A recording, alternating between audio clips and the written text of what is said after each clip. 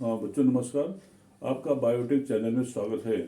जैसा बच्चों इसमें पैंक्रियाज अग्नाशय चल रहा है और बहुत इंपॉर्टेंट होता है, चाहे नीट का पेपर हो चाहे बोर्ड का पेपर हो, सब पेपर में इससे क्वेश्चन पूछा जाता है। लेकिन शुरू करने से पहले आप इसको सब्सक्राइब करें। इससे क्या फायदा होता है, खैर वीडियो आपके पास तक पहुंचता रहेगा और जो आपके दूर पर से तैयार उनको भी शेयर करें। इससे क्या फायदा है कि उनको भी के पास भी ये बच्चों पहुंचता रहेगा वीडियो। अब होती है कि आज होता है, जैसा कि हम डिस्कस करें पैंक्रियाज या अग्नाशय के बारे में, तो अग्नाशय जो होती है ये मिक्स्ड ग्लैंड होती है, क्योंकि यह एक्सोक्राइन होता है as well as endocrine in nature होता है जो है वो। अब होती है कि इसमें क्या होता है, हमने इसके पहले की वीडियो में इसके बारे में कुछ बताया था, लेकिन आज इसका जो है वो इसके आगे कल के आगे वाले में हम बात करते हैं। तो इंसुलिन की बात हो रही थी। तो बीटा सेल द्वारा इंसुलिन हार्मोन का निर्माण होता है और बीटा सेल जो होती है 70% जो होता है पैंक्रियाज का टोटल एक भाग बनाता है वो। अब होती है कि जैसे बीटा सेल हो गया, अल्फा सेल हो गया, डेल्टा सेल होता जो है वे, और एफ या पीपी कोशिकाएं भी इसमें पाई जाती हैं। माने इसमें beta cell, alpha cell, delta cell और एफ या पीपी कोशिकाएं जो होती हैं इसमें पाई जाती हैं। अब होती है कि इंसुलिन जो संरचना होती है प्रोटीन की होती है वो, जिसका प्रत्येक अणु जो होता है डाइसल्फाइड बाइंड द्वारा जुड़ी मुड़ी दो अल्फा एवं बीटा पॉलीपेप्टाइड श्रृंखलाओं का बना होता है वो, जिसमें कि क्रमशः 21 और 30 एमिनो अम्ल पाए जाते हैं। माने अल्फा में जो होता है 21 और बीटा में पॉलीपेप्टाइड में जो है 30 एमिनो अम्ल एकलक अर्थात मोनोमर्स होते हैं वो। और इंसुलिन ही वह प्रथम प्रोटीन होती है वो, जिसके जिसके द्वारा जो है बनाए गए, जिसका कि आणविक रचना ज्ञात की गई थी जो है वो। माने कि इंसुलिन वह प्रोटीन है जिसके कि रवे बनाए गए थे जो है वो, और जिसकी आणविक संरचना जो ज्ञात की गई थी वो, और जिसका प्रयोगशाला में सन 1964 में बच्चों इसका कृत्रिम संश्लेषण या आरडी फिर से संश्लेषण किया गया था वो, और जिसे बैक्टीरिया की सहायता से डीएनए रिकॉम्बिनेंट तकनीक द्वारा व्यवसायिक स्तर पर बनाया गया जो है वो। मानव इंसुलिन का भी सन 1965 में टीसार्ने संश्लेषण, माने ह्यूमन इंसुलिन जो होता है उसका भी सन 1965 में टीसान एक वैज्ञानिक आए थे जो है वो, टीसान, इन्होंने इसका जो है वो सिंथेसिस किया था वो। अब होती है कि अगली हेडिंग आता है इंसुलिन के अपस्रावण से।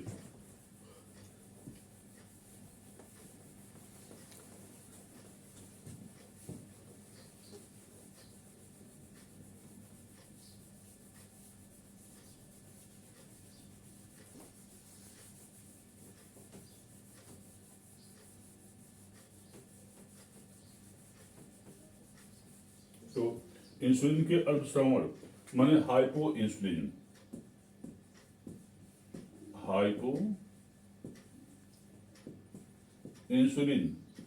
इसको कहते हैं इंसुलिन के अल्पश्रवण से। तो इंसुलिन के अल्पश्रवण से शरीर की कोशिका रुधिर से ग्लूकोज को नहीं ले पाती हैं वो। माने क्या मतलब, जब अल्पश्रवण हो जाता है तो उस क्रिया में शरीर की कोशिकाएं जो होती हैं रुधिर से ग्लूकोज को नहीं ले पाती हैं वो, अतः रुधिर में ग्लूकोज की मात्रा बच्चों जो होता है बढ़ जाती है वो, और इसे हम हाइपोग्लाइसीमिया कहते हैं। इस एक कंडीशन जो होती है, एक कंडीशन कहलाती है हाइपोग्लाइसेमिया, इसे हम हाइपोग्लाइसेमिया कहते हैं वो। अब आती है ग्लूकोज की मात्रा अधिक होने पर ग्लूकोज जो होता है मूत्र में उपस्थित होने लगता है वो। और एक कंडीशन जो होती है ग्लाइकोसूरिया कहलाती है। माने ग्लाइकोसूरिया जो होती है वो मूत्र संबंधी एक बीमारी होती है। और अंत में जब रुधिर और मूत्र में ग्लूकोज की मात्रा 300 से 500 मिलीग्राम प्रति 100 मिनट रुधिर तक लंबे समय तक बनी रहती है, तो एक विशेष प्रकार का रोग हो जाता है, और उस रोग को हम कहते हैं डायबिटीज मेलिटस कहते हैं जो है वो। माने कंडीशन जो होती है मधुमेह की डायबिटीज मेलिटस रोग कहलाता है वो, रोग हो जाता है। और मधुमेह दो प्रकार का होता है वो, माने डायबिटीज जो होता है ये दो प्रकार का होता है वो। एक होता है टाइप फर्स्ट और सेकंड होता है टाइप सेकंड होता है। माने दो प्रकार की होती हैं, टाइप फर्स्ट और टाइप सेकंड। तो टाइप फर्स्ट का मधुमेह जो होता है वह युवावस्था में ही हो जाता है जो है वो। और मधुमेह के रोगियों में लगभग 10% जो होता है इसी प्रकार के होते हैं वो। अन्य रोगियों में जो होता है टाइप सेकंड का भी मधुमेह होता है। यह प्राय माने टाइप फर्स्ट जो होता है ये 10% होता है, और जो होता है अन्य रोगियों में टाइप सेकंड वाला मधुमेह होता है वो, ये प्राय 40 वर्ष के बाद माने 40 ईयर्स के बाद का होता है बच्चों जो है वो। अब आती है कि इसमें आयु के बाद या अधिक मोटे व्यक्तियों में होता है वो। और मधुमेह के रोगियों में मूत्र की मात्रा बहुत बढ़ जाती है वो, और वो कंडीशन जो होता है पॉलीयूरिया, वो कंडीशन जो है पॉलीयूरिया कहलाती है वो, पॉलीयूरिया। अब होती है इसमें शरीर के डिहाइड्रेशन के कारण जो होता है अधिक प्यास माने पॉलीडिस्पिया, अधिक प्यास लगती है, और उस कंडीशन कहते हैं पॉलीडिस्पिया कहते हैं, जिसमें कि अधिक प्यास लगती है वो। अब होती है और अधिक भूख भी लगती है वो, और अधिक का भूख का लगना जो है वो पॉलीफेजिया कहलाता है वो, पॉलीफेजिया लगती है वो। अब होती है शरीर की कोशिकाएं जो होती हैं रुधिर में ग्लूकोज को ग्रहण न कर पाने के कारण ऊर्जा उत्पादन के लिए प्रोटीन का विघटन करने लगती है वो, और इसे हम टिश्यू वेस्टिंग या ऊतकक्षय कहते हैं वो। ये कंडीशन जो होती है टिश्यू वेस्टिंग या जो होता है ऊतकक्षय कहलाती जो है वो। अब होती है जिसके कारण शरीर कमजोर हो जाता है, और प्राय में आंखों में कैटरेक्ट माने एक बीमारी हो जाती है, उसको क्या कहते हैं, उसको हम कैटरेक्ट या इसे मोतियाबिंद कहते हैं जो है वो, कैटरेक्ट होने लगता है जो है वो। अब होती है कि ऊतकों में वसा के सक्रिय लेकिन अधिक विखंडन के कारण जो होता है कीटोन बॉडीज बनने लगते हैं वो, इसको कीटोनिया कहते हैं वो। एक कंडीशन जो होती है वो कीटोसिस, इसको क्या कहते हैं, इसको कीटोसिस कहते हैं जो है वो, कीटोसिस बीमारी होने लगती है वो। अब होती है कि एसीटोन और एस्टिक एसिड बीटा डिहाइड्रोक्सीब्यूटारेट कीटोन काय होते हैं वो। ये मीठे, अम्लीय या विषैले होते हैं, और ढेर शरीर में इनकी मात्रा जो होती है, और अम्लीयता माने एक्सप्लोसिव बढ़ जाने से रोगी को कोमा होने लगती है, और शीघ्र ही उसकी क्या होती है कि मृत्यु हो जाती है वो। और टाइप फर्स्ट के मधुमेह के रोगियों को जीवित रखने के लिए निश्चित समयांतरालों पर ग्लूकोज के इंजेक्शन आवश्यक होते हैं वो। संतुलित भोजन, व्यायाम और इंसुलिन रोगियों माने डायोनिल आदि के नियमित सेवन से रोग को नियंत्रित रखा जा सकता है वो। अब आती है कि ग्लाइब्यूराइड होता है, और कुछ अन्य औषधियां होती हैं जो कि इंसुलिन के श्रावण को प्रेरित करने का वो काम करती हैं वो।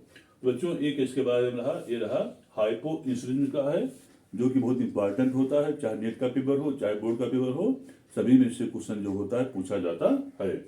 अब होती है अगला होता है हाइपर इंसुलिन। नेक्स्ट आता है इसका ठीक उल्टा,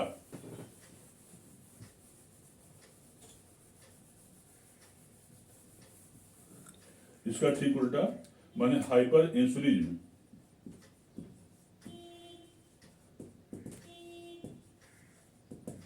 हाइपर इंसुलिन, तो हाइपर इंसुलिन जो होता है इसको बोलते हैं इंसुलिन के अश्रावण। इसके अश्रावण से रुधिर में ग्लूकोज की मात्रा कम रहने लगती है वो, इसको हाइपोग्लाइसीमिया भी कहते हैं वो।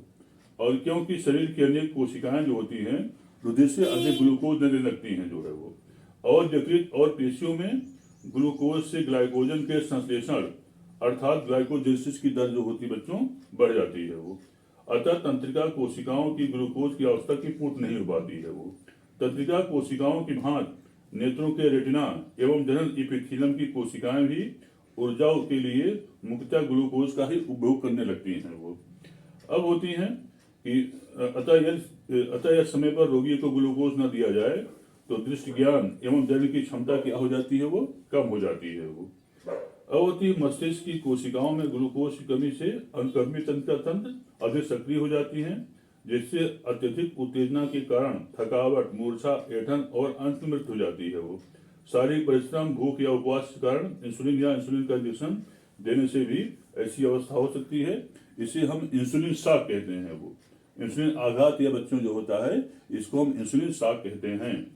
अब होती है कि एपिथेलियम एपिनेफ्राइन, वृद्धि हार्मोन, कार्टिसोन एवं ग्लूकागान देने से इस रोग से लाभ होता है, क्योंकि इनके प्रभाव से शरीर की कोशिकाओं में ग्लूकोज की खपत कम और यकृत एवं वसा ऊतकों में क्रमशः ग्लूकोज एवं मसीह अम्ल रुधिर में मुक्त होने लगते हैं।